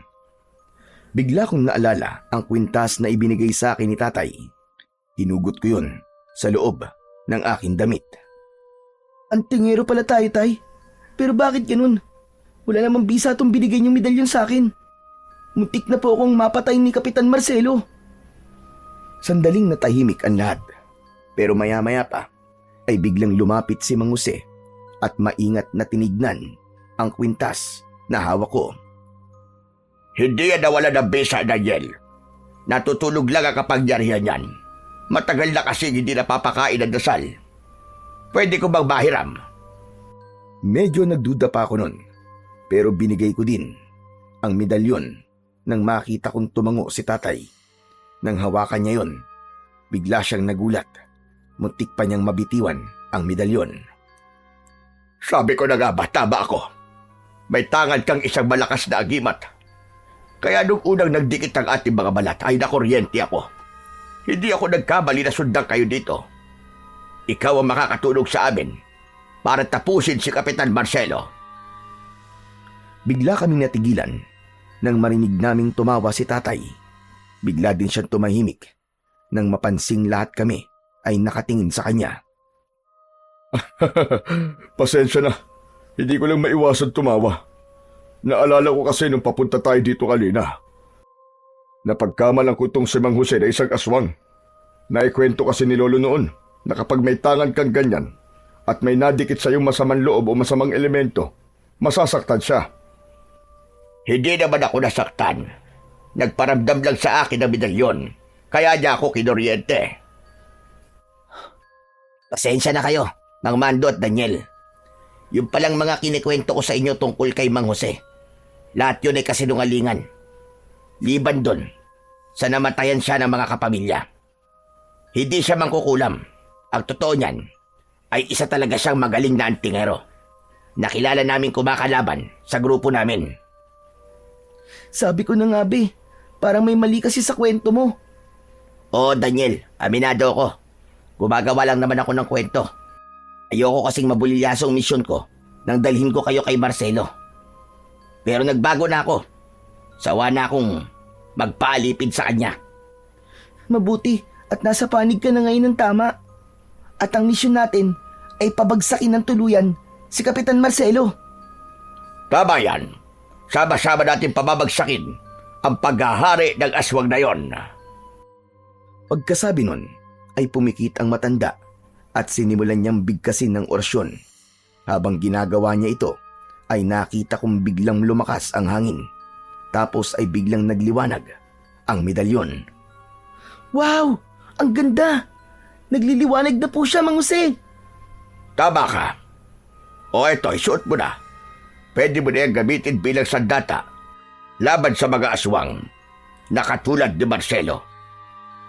Maingat kong kinuha ang kwintas at isinuot ko yon sa aking leg. Paglapat na paglapat nito sa aking dibdib, ay may naramdaman akong banayad na kuryente na dumaloy sa aking ugat. Ngayong gising na kapag yari ang medalyon, may isa lang sana akong ipapakiusap sa'yo. Ano po yun, Mang Jose? Kung masasama ka sa laban, tandaan mo ito. Tanging mga aswang na may pulang bata lang ang papatayin mo. Sila ang mga kampo ni Marcelo. Pero may kulay asul na mata. Sila ang mga kakampi natin. Sige po, Mang Jose. Tatandaan ko po ang lahat ng yan. Pagkasabi ko nun, ay bigla akong napaigtad nang may maramdaman akong kakaibang init mula sa medalyon. Sinabi ko yon kay Mang Jose. Isang masamang babalayan. Mga kasama, parating na sila. Handa na ba kayo makipaglaban? Oo, Mang Jose. Handa na kami. Kasabay ni Erning ay sumigaw din ng pagsang-ayon ang mga kasama naming aswang. Maya-maya pa ay narinig na namin ang malalakas na alulong ng mga aswang. Meron ding malakas na pagaspas ng pakpak sa itaas. Nagsipaghanda kaming lahat. Ilang sandali pa ay biglang bumulusok pababa si Marcelo. Matikas ang tindig nitong tumayo sa harap namin. Sa wakas, nagkita-kita din tayo mga traidor. Kasabay nito ay nagsidatingan din ang kanyang mga kampon. Agad na nagsimula ang labanan. Nagbanggaan ang dalawang uri ng mga aswang. Parehas silang mababangis. Parehong ipinaglalaban nila ang kanilang mga buhay. Daniel! Gamitin mo na ang medalyon mo! Madali ka! Nang marinig ko yun, ay agad kong hinawakan ito.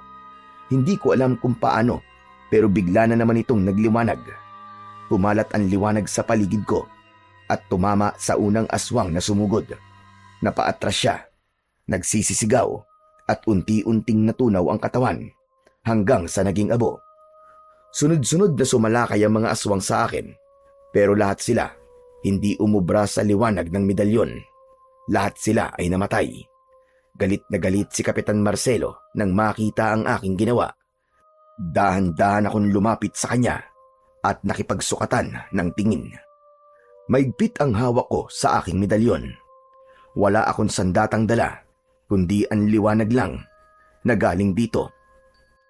Akala mo ba ay matatalo mo ko, bata? Susubukan ko! Tatalunin kita, Marcelo! Huwag kang masyadong mayabang! Biglang kumilos si Kapitan Marcelo. Mula sa kanyang katawan ay lumabas ang makapal na usok. Itim na itim. Kumalat ito sa paligid. Ang bawat madaanan ng usok, kakampi man o hindi, ay biglang napapahawak sa kanilang dibdib. Bumubula ang bibig at bumabagsak sa lupa. Daniel! Mag-iingat ka! Itinaas ko ang medalyon. Mas lumakas ang liwanag nito. Parang gumawa ito ng isang bilog na kalasag na siyang nagtutulak sa usok, palayo sa akin. Walang kwenta ang kapangyarihan mo! Itinaas ng pinuno ng mga aswang ang kanyang mga kamay. Dahil doon ay mas kumapal pa ang itim na usok. Nagsimulang manghina ang ilan sa mga kasama naming aswang. Kahit si Mang Erning ay napasigaw habang tinatakpan ang kanyang muka. Hindi! Hindi maaari ito! Naramdaman ko ang alinlangan sa sarili ko ng mga oras na yon. Parang nawalan ako ng pag-asa. Malakas ang kapangyarihan ng aswang na yon, pero biglang may humawak sa kamay ko. Muli niyang itinaas ang medalyon at saka umusal ng dasal. Napatingin ako sa kanya. Tay! Dalawa tayong makikipagtos sa aswang na yan, anak. Tutulungan kita. Ramdam ko ang init ng kamay ni tatay. Sabay naming hinawakan ng medalyon. Maya-maya pa, lumapit si Mang Jose.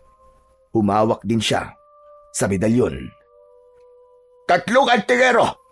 Laban kay Marcelo! Pagdampi ng kamay ni Mang Jose sa medalyon, biglang lumakas ang liwanag nito. Parang may mainit na hangin na dumaan sa pagitan naming tatlo. Halos hindi ako makahinga ng maayos dahil sa lakas ng enerhiya nito. Sa harap namin ay naroon si Kapitan Marcelo. Nakataas din ng kanyang mga kamay. Pinalalakas pa niya lalo ang usok na lumalabas sa kanyang katawan. Mas kumapal ito at ang usok nito ay medyo tumatagos na sa harang. Kailangan matalo natin ang usok, Daniel. Isentro natin ang liwanag kay Marcelo. Ngayon na! Sabay-sabay naming ibinaba ng bagya ang aming mga kamay at itinuro yun kay Marcelo. Humawak ako ng maigpit sa medalyon, samantalang sina Tatay at Mang Jose naman ay tuloy-tuloy na nagdarasal ng orasyon. Dahan-dahan, may lumabas na gintong liwanag mula sa gitna namin. Tumama yon sa kinaroroonan ni Marcelo. Kumalat ang liwanag at ang usok na galing sa kanya ay nagsimulang humina. Narinig namin siyang sumigaw habang tinatakpan ng mukha niya. Lumakas palalo ang liwanag at unti-unti nitong nilamon ang natitira pang itim na usok. Agad na nagsitakbuhan ang mga kakampi ni Marcelo. Nang mawala na ang liwanag, nakita kong wala na si Marcelo. Wala na rin ang nakakalasong usok nito. Tanging abo na lamang ang naiwan sa lupa. Tapos na! Patay na si Marcelo! Patay na siya! Nanalo tayo, mga kasama! Nang marinig namin ang sigaw ni Mang Jose, nagsigawan din ang mga kasama namin sa tuwa. Si Tatay naman ay napaupo na sa lupa. Agad ko siyang nilapitan. Tay, kumusta po kayo? Ayos lang po ba kayo? Ayos lang ako, anak. Pagod lang ako. Pero masaya ako, anak. Sa wakas, makakauwi na rin tayo. Umupo ako sa tabi niya. Pareho kaming tahimik. Pareho ding hinahabol ang hininga. Ilang sandali pa, lumapit si Mang Jose sa amin. Tapos na ang misyon namin. Salamat sa inyo. Wala kang dapat ay pagpasalamat sa amin, Mang Jose. Dahil kung wala ka, baka hindi namin kinaya ito. Mukhang talagang nakatadhana na magkikita-kita tayo dahil tayong tatlo pala ang makakagapi sa hayop na Marcelo na yon. Tapos na po talaga, no? Wala na pong mga aswang? Oo, Daniel. Makakauwi na kayo ng tatay mo. Pero paano po? Sira po yung sasakyan namin. Daniel, ano kasi, ang totoo niyan, ako sumira ng sasakyan nyo eh. Pero, kaya ko namang ayusin yon. Akong bahala. Ano? Ikaw ang sumira ng sasakyan namin? Pambihira naman yan, oo. Napakamot siya sa ulo. Parang batang nahuli sa kalokohan. Napangiti na lang si Tatay at nag-aya ng pumunta sa baryo. Lumabas na kami ng gubat. Pagdating sa baryo, agad na inayos ni Mang Erning ang sasakyan. Hindi nagtagal, umaandar na yon. Aba, ayos ah. Magaling ka palang mekaniko. Opo, dati po ako nagtatrabaho bilang mekaniko doon sa bayan. Bago ako naging kampo ni Marcelo. Siya nga pala, sandali lang ho. May kukunin lang po ako saglit. Umalis si Erning. Pumasok ito sa bahay na tinuluyan ni Kapitan. Paglabas niya ay may dala na itong isang malaking bag. Ibinigay niya ito sa amin. Teka. Para saan to? Sa inyo na po yan. Hindi po namin niya magagamit dito eh. Agad na binuksan ni Tatay ang bag at nakita naming maraming pera ang laman nun. Agad na ibinalik ni Tatay ang bag kay Mang Erning, pero tumanggi na itong kunin ang bag. Maging si Mang Jose ay sinabing sa amin na lamang ang pera. Naku, salamat. Maraming salamat sa inyo. Napakalaking biyaya nito. Matapos yun, ay nagpaalam na kaming dalawa. Pinaandar na ni tatay ang truck. Habang umaandar, tanaw ko sila. Kumakaway sila sa amin. Tay, mabuti na lang po at nakaligtas tayo. Oo nga anak eh. Ngayon, pwede na tayong magsimula ulit. Ngumiti kaming pareho. Tapos na ang bangungot. At kung meron man akong dapat na ipagpasalamat, yun ay ang kaligtasan namin ni tatay. Pagdating namin sa aming baryo, wala kaming inaksayang panahon. Agad kaming naligo at nagbihis. Pumunta kami sa simbahan. Tahimik kaming nagdasal at ipinagpasalamat sa Panginoong Diyos ang aming pangalawang buhay. Paglabas namin ng simbahan, hinawakan ni tatay ang aking balikat. Anak, hindi lahat ay nabibigyan ng pangalawang pagkakataon. Kaya mula ngayon, pahalagahan natin ang buhay na to. Opo, Tay. Sadyang mabuti po ang Panginoon sa atin. Naniniwala po ako na ang liwanag na nanggagaling sa medalyon ay galing po sa Kanya. Dahil ang liwanag po na galing sa Panginoon, yun lang po ang kayang-kayang tumalo sa kadiliman. Ngumiti si tatay at tumango. Tama ka dyan, anak. Samantala, pagkalipas ng maraming taon, pagkatapos ng nangyaring bangungot na yon sa aming mag-ama, namuhay na kaming payapa. Ang perang nakuha namin sa Baryo Santo Cristo, ang kalahati nun ay idinonate namin sa simbahan. Ang kalahati naman ay siyang ginamit ni tatay na panimula ng negosyo na may kinalaman pa rin sa babuyan at agrikultura. Nagtayo siya ng tindahan at nagbibenta kami ng mga feeds at gamit sa pagsasaka. Tumutulong din kami sa mga magsasakang walang puhunan. Minsan, naiisip ko, baka ito na talaga ang dahilan kung bakit binigyan kami ng pangalawang pagkakataon at kung bakit nangyari yun. Ito ay upang makatulong kami sa iba. Si tatay ay matanda na pero malakas pa. Kasama pa rin namin siya sa bahay naming mag-asawa.